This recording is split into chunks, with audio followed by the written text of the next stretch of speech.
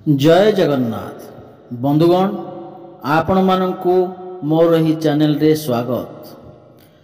आपणक जदि सिंह राशि होइथाए ताहले एही भिडियोटी आपणक पई। आपणक भाग्य रे कोन रहिछि आपणकर शिक्षा स्वास्थ्य कैरियर वैवाहिक जीवन प्रेम व्यापार वाणिज्य रे कोन सब परिवर्तन हेबाकु जाउछि। तेबे बंधुगण दुख समस्या समस्तक जीवन में आसी थाए किंतु आपण एहार प्रतिकार भी करि परिबे। तेबे एही वीडियोटी को स्किप न करी शेष पर्यंत निश्चिंत देखंतु। भाग्य रे घटिबो अनेक चमत्कार। प्रभु जगन्नाथक कृपारु एही दिनटी आपणक पई भलरे कटिबो। तेबे बंधुगण आपण जदि जगन्नाथं को सच्चा हृदय रे भक्ति एवं विश्वास करुथांती तेबे कमेंट बॉक्स रे जय जगन्नाथ अवश्य लिखि दियंतु। जदि आपणकर भी सिंह राशि ताहले एही वीडियोटी को स्किप न करी शेष पर्यंत अवश्य देखंतु। सिंह राशि जन्मित लोक माने उभय शक्तिशाली एवं दुर्बल फलाफल अटंती। जदिओ बृहस्पति गमनागमन दुर्बल रहिबो शनि गमनागमन आपणक पई संपूर्ण भल अटे। बृहस्पति गमनागमन मध्य भाग पर आपणक सपक्ष रे काम करिबा आरंभ करिवो। एही परि शनि गमनागमन ह्रास पाइबो।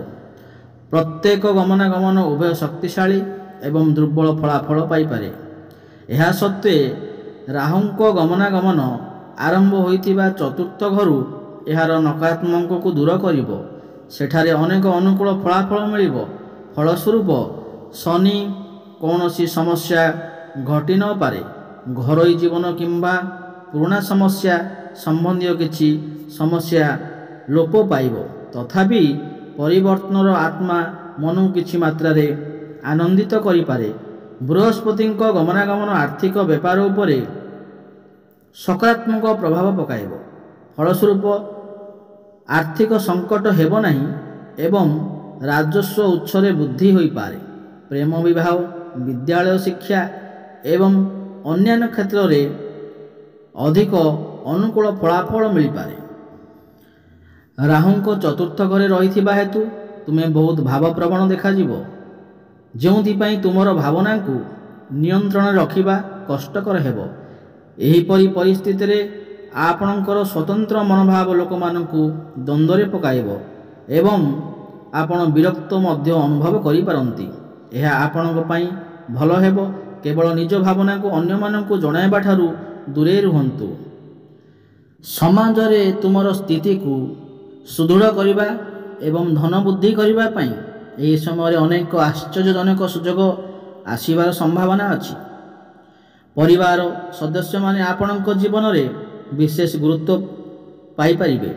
जोंथिपाई तुमे सेमानक जीवन रे अनेक गुरुत्वपूर्ण निष्पत्ति रे जड़ित हेबो। सेमाने तुम सहित परामर्श करिवे। आपणक मध्यरु केतेक शॉपिंग करिबाकू जाई अलंकार किंबा घरोई जिनिस किनिबाकू योजना करि परिबे। तुम मानक मध्यरु अधिकांश तुमर भावना को नियंत्रण करिबाकू निर्देश देई पारंती। कारण यह संभव जे तुमर विलासपूर्णता बुद्धि पाइब। जोंथिपाई तुमे तुमर कैरियर प्रति किछि मात्रा रे असावधानता देखा देबो। एही राशिर छात्र माने शिक्षक एवं पितामाता ठारू सहायता पाई परिबे।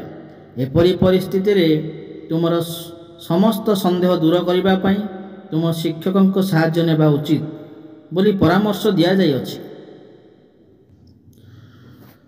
तृतीय घरे कैरियर ग्रह शनि उपस्थिति एही मासरे भल फलाफल देई पारे। एही कारणरू तुमे तुमर कैरियर सहित भल फलाफल पाई परिबो एवं पद्मोन्नति एवं अन्यान्य प्रोत्साहन हासिल करि परिबो। आपण कठिन परिश्रम पई आपण स्वीकृति ग्रहण करुछंती। तृतीय घरे शनि स्थिति हेतु आपण निष्ठा एवं साहस हासिल करिबारे समर्थ हेबे। एही जिनिस गुड़िक आपण को एही मासरे आपणक कैरियर सहित सफलतार शिखर रे पहुँचवाकू मार्गदर्शन करि पारे। तुमर वरिष्ठ माने तुमर କୌଣସି କାର୍ଯ୍ୟ ଦ୍ୱାରା ଆଶ୍ଚର୍ଯ୍ୟ ହୋଇପାରନ୍ତି। ଆପଣ ନିଜ ପାଇଁ ଏକ ପ୍ରତିଷ୍ଠା ସ୍ଥାପନ କରିବାକୁ ସକ୍ଷମ ହୋଇପାରନ୍ତି। ଯଦି ଆପଣ ବ୍ୟବସାୟ କରୁଛନ୍ତି ତେବେ ଆପଣ ଭଲ ଲାଭ ହାସଲ କରିପାରନ୍ତି ଏବଂ ଆପଣଙ୍କ ପ୍ରତିଯୋଗୀମାନଙ୍କ ସହିତ ସମାନ ଭାବରେ ଏକ ଭଲ ଉଦାହରଣ ଭାବରେ ଛିଡ଼ା ହୋଇପାରନ୍ତି। ଏହି ମାସରେ ଆପଣ ଭାଗିଦାରୀ ବ୍ୟବସାୟ କରିବାରେ ମଧ୍ୟ ସଫଳ ହୋଇପାରନ୍ତି। ଏହି ମାସରେ ଆପଣଙ୍କର ପାଇଁ ଅଧିକ ଯାତ୍ରା ସମ୍ଭବ ହୋଇପାରେ। ଆପଣ ନେଟୱାର୍କିଂ ବ୍ୟବସାୟ କରିବାରେ ମଧ୍ୟ ସଫଳ ହୋଇପାରନ୍ତି ଏବଂ ଏତଦ୍ ବ୍ୟତୀତ ଆପଣ ନିଜ ବ୍ୟବସାୟ ପ୍ରତି ନିଜ ପାଇଁ ସୀମିତ ମାନ ସ୍ଥିର କରିବାକୁ ସମର୍ଥ ହୋଇପାରନ୍ତି। ବୃହସ୍ପତି ଷଷ୍ଠ ସ୍ଥାନ ଅଧିକାର କରିଥିବାରୁ ଆପଣଙ୍କ ସ୍ୱାସ୍ଥ୍ୟ ଏହି ମାସ ଆପଣ ଗଳା ସଂକ୍ରମଣ ଏବଂ ମେଦବହୁଳତା ଭଳି ସ୍ୱାସ୍ଥ୍ୟ ସମସ୍ୟାର ସମ୍ମୁଖୀନ ହୋଇପାରନ୍ତି। ମେଦବହୁଳତା ହେତୁ ଆପଣ ହୁଏତ ଅଧିକ ଓଜନ ହୋଇପାରନ୍ତି ଏବଂ ଏହା ଆପଣଙ୍କ ପାଇଁ ଏକ ହୋଇପାରେ ଏବଂ ଆପଣଙ୍କୁ କମ୍ ଆରାମରେ ରଖିପାରେ। କିନ୍ତୁ ଏହି ମାସରେ ଆପଣଙ୍କ ସ୍ୱାସ୍ଥ୍ୟ ସମ୍ବନ୍ଧରେ କୌଣସି ବଡ଼ ଘଟଣା ଘଟି ନପାରେ କାରଣ ଶନି ତୃତୀୟ ଘରେ ଅନୁକୂଳ ରଖିଛନ୍ତି। ଆହୁରି ମଧ୍ୟ ନିଜକୁ ଫିଟ୍ ରଖିବା ପାଇଁ ଧ୍ୟାନ ଏବଂ ଯୋଗ ଅନୁସରଣ କରିବା ଆପଣଙ୍କ ପାଇଁ ପରାମର୍ଶଦାୟକ ହୋଇପାରେ।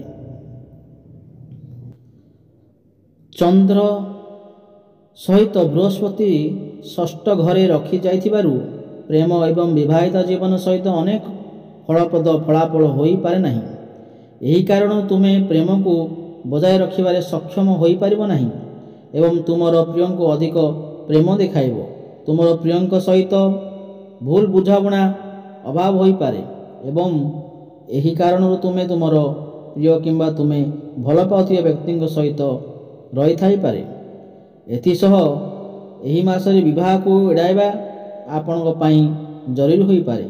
ଯଦି ଆପଣ ବିବାହ ବନ୍ଧନରେ ଆବଦ୍ଧ ହେବାକୁ ଚାହୁଁଛନ୍ତି ଏବଂ ଯଦି ଆପଣ ପୂର୍ବରୁ ବିବାହିତ ତେବେ ଆପଣ ହୁଏତ ଆପଣଙ୍କର ପ୍ରିୟଙ୍କ ସହ ଯୁକ୍ତିତର୍କ କରିଥିବେ ଏବଂ ଆପଣ ଖୁସି ବଜାୟ ରଖିବା ସ୍ଥିତିରେ ନଥିବେ। ପ୍ରମୁଖ ଗ୍ରହ ରାହୁଙ୍କ ସ୍ଥିତି ଚତୁର୍ଥ ଘରେ ଅନୁକୂଳ ନୁହେଁ ଏବଂ ବୃହସ୍ପତି ଷଷ୍ଠ ଘରେ ରଖାଯାଇଅଛି ଏବଂ ଏହା ଅନୁକୂଳ ବୋଲି କୁହାଯାଏ। ଶନିଙ୍କୁ ତୃତୀୟ ଘରେ ଦ୍ୱିତୀୟ ଏବଂ ତୃତୀୟ ଗୃହ ପ୍ରଭୁ ଭାବରେ ରଖାଯିବା ଜାରି ରହିଛି ଏବଂ ଏହା ଅତ୍ୟନ୍ତ ଅନୁକୂଳ ବୋଲି କୁହାଯାଏ। କେତୁ ଦଶମ ଘରେ ରଖାଯାଇଥାଏ ଏବଂ ଏହା ଅନୁକୂଳ ବୋଲି କୁହାଯାଏ। କ୍ୟାରିୟର ଗ୍ରହ ଶନି ଏହି ମାସରେ ଆପଣଙ୍କ ପାଇଁ ଅନୁକୂଳ ହୋଇପାରନ୍ତି ଏବଂ ଏହି କାରଣରୁ ଆପଣଙ୍କ ପ୍ରୟାସରେ ଅଧିକ ପ୍ରଗତି ଏବଂ ସ୍ଥିରତା ପାଇଁ ସମ୍ଭାବନା ଥାଇପାରେ।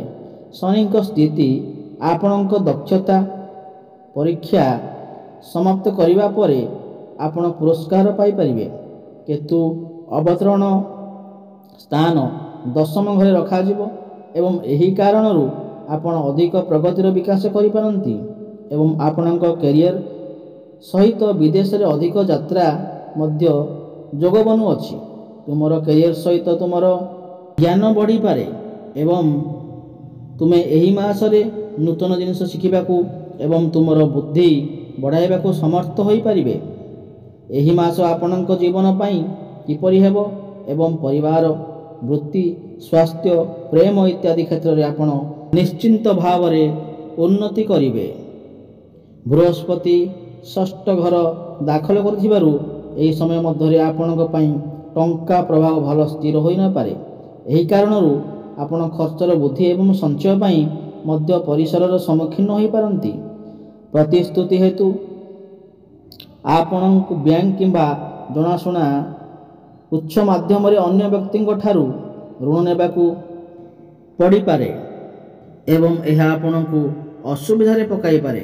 ଭଲ ଟଙ୍କା ରଖିବାରେ ଆପଣ ସବୁବେଳେ କିଛି ବ୍ୟକ୍ତିଙ୍କ ସହିତ ସାକ୍ଷାତ ହୋଇପାରନ୍ତି ଏବଂ ଏହାର ଚିନ୍ତାର କାରଣ ମଧ୍ୟ ହୋଇପାରେ। ପରିବାର ଏବଂ ବନ୍ଧୁଗଣ ପରିବାରରେ କମ୍ ସୁଖ ରହିପାରେ ଏବଂ ଏହି ମାସରେ ଆପଣଙ୍କ ପରିବାର ସଦସ୍ୟଙ୍କ ସହିତ ଭଲ ସମ୍ପର୍କ ସମ୍ଭବ ନୁହେଁ। ଆପଣ ହୁଏତ ଆପଣଙ୍କ ପରିବାର ସଦସ୍ୟଙ୍କ ସହିତ ବନ୍ଧନ ବଜାୟ ରଖିବା ସ୍ଥିତିରେ ନାହାନ୍ତି ଏବଂ ମୂଲ୍ୟବୋଧ ଆପଣଙ୍କ ପରିବାର ସଦସ୍ୟଙ୍କ ସହିତ ହଜିଯାଇପାରେ। ସମନ୍ୱୟର ଅଭାବ ହେତୁ ଆପଣଙ୍କ ପରିବାର ଲୋକଙ୍କ ସହିତ ଯୁକ୍ତିତର୍କ ହେବାର ସମ୍ଭାବନା ବନୁଅଛି। ଫଳସ୍ୱରୂପ ଆପଣ ନିଜ ପରିବାର ସଦସ୍ୟଙ୍କ ସହିତ ଖୁସି ହରାଇ ପାରନ୍ତି। ତେବେ ଆସନ୍ତୁ ଜାଣିବା ଏହାର ପ୍ରତିକାର। ଗୁରୁବାର ଦିନ ଗରିବ ଲୋକଙ୍କୁ ଖାଦ୍ୟ ଦାନ କରନ୍ତୁ ଏବଂ 108 ଥର ଓମ୍ ଗୁରୁଭ୍ୟେ ନମଃର ଜପ କରନ୍ତୁ। ଗୁରୁବାର ଦିନ ବୁଦ୍ଧ ବ୍ରାହ୍ମଣଙ୍କୁ ଖାଦ୍ୟ ଅର୍ପଣ କରନ୍ତୁ। ଏହା କରିବା ଦ୍ୱାରା ଆପଣଙ୍କ ଜୀବନରେ ଖୁସିର ଲହରୀ ଫେରି ଆସିବ।